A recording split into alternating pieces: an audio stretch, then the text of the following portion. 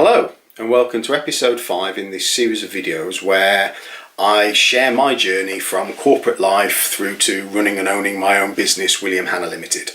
And the reason I'm doing that is to hopefully give you the benefit of my experience, things that have worked well, things that haven't worked well, and hopefully that's of value to you if you're thinking of making your own changes or pursuing a career outside the corporate life.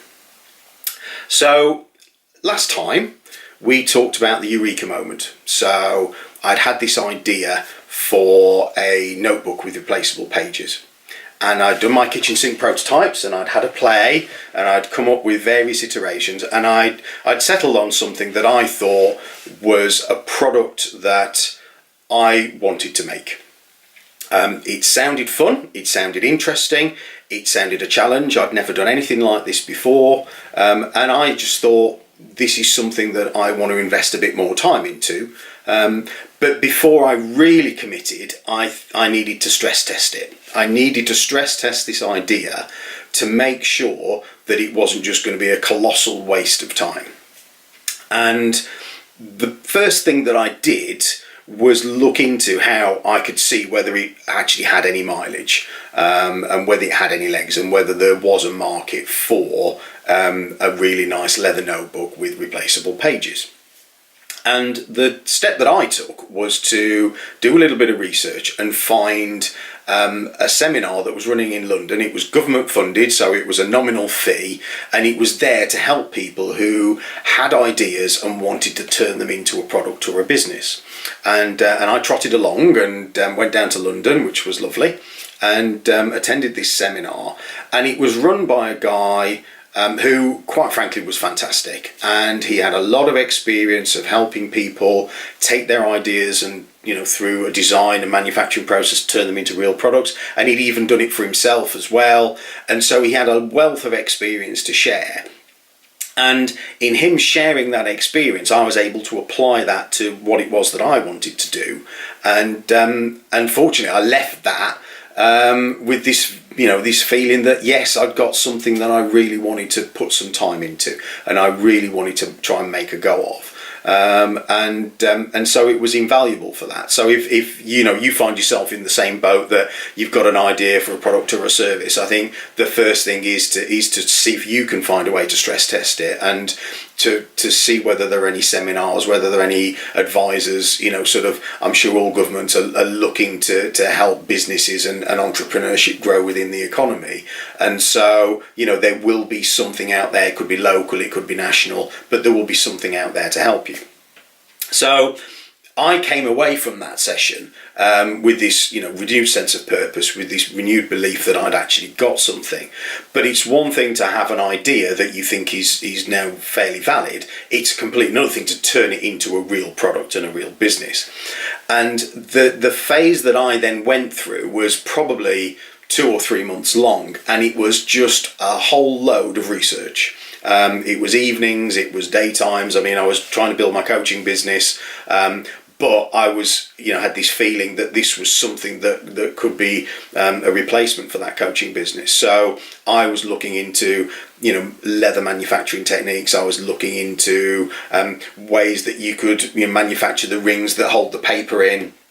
I was looking into paper, I was looking into packaging ideas, I was trying to refine what it was I was trying to achieve. And there's just a wealth of information out there. I come from a generation where, 20 years ago, you had access to none of this. And now there are books, there are videos, there are YouTube channels, there are blogs, there are podcasts, and all of this information is there of people sharing their journey, and as I'm trying to do now, that sort of give you pointers and give you ideas of ways to progress your own ideas. So I literally spent as I say, 2 or 3 months really just sort of investigating different techniques, but also trying to find suppliers that I thought that I could work with. And actually at this point I had a bit of a decision to make. My decision was, do I take my idea, work with someone, this wonderful gig economy where you can, through a website, you can find yourself product designers. Do I go that route, have all of my design made up, and then ship it out across the world to some manufacturing facility and have the products made and have a big pallet of them turn up, for me to sell? Or do I get much more hands-on, and do I try to be very involved in the building of the product, and do I try to meet all of the people involved and all of the manufacturers? And for me, that was the choice that I took. Nothing wrong with the first choice, and actually, who's to say I won't do that at some point in the future? And it just seems really interesting that you can virtually do that from your own armchair. But I actually wanted to build something this time that was local, that was made in England, that I could talk to the people and really get the benefit of their experience. Because, to be fair, I knew nothing about making quality leather stationery, and everything I had to do, I had to learn. Unfortunately, I found a great bunch of people who were willing to share their ideas, their experience. They would tell me things that they thought would work. They would tell me things that they didn't think would work. I was able to apply a layer of, well, actually, I'm convinced of my purpose. I'm convinced of this idea of making something really beautiful that I, in my corporate days, would have purchased. And so I was able to keep that, yet still listen to their experience. But I was also able to take experiences from my own background and apply them in ways that perhaps they'd not been applied before, in how I could build this business. Because, the thing is that, there's very rarely anything new. And, if you were to go to someone and say, right, I want to create a new notebook, they say, oh, right, well, you need to go and get cheap paper, you need to get it all printed with grey line, and you need to have, benefits of scale to get the cost down as much as possible. And yes, that's an approach that you can take. But for me, it was about something better than that, something different from that. It was about making the best product that I could absolutely make, making something that people had an emotional connection with, that through the leather and through the writing experience, that made them want to write. Because what I was trying to get to was this position that I felt I'd been in, where I was having ideas and thoughts and didn't quite know what to do when I was in my corporate life, and didn't want to write that down in my work notebook. I wanted to write it somewhere where it was safe and I could take the pages out and put them elsewhere. So I got all of these things coming together. Unfortunately, through speaking to suppliers, some meetings went well, some meetings didn't go well. Some people said it couldn't be done. Other people said they knew somebody who might be able to make it. And all of that sort of stuff came together with a lot of legwork on my part. And I ended up in a situation where I'd found a manufacturer, great bunch of guys who I still work with now, still make the covers now, who were able to help me take that idea, take my prototypes, and turn it into something real. And I always remember that first prototype, and a very talented guy made it by hand, and I walked away and I knew I had something, and I knew I wanted to take that to the next level. I knew I wanted to turn it into a real product.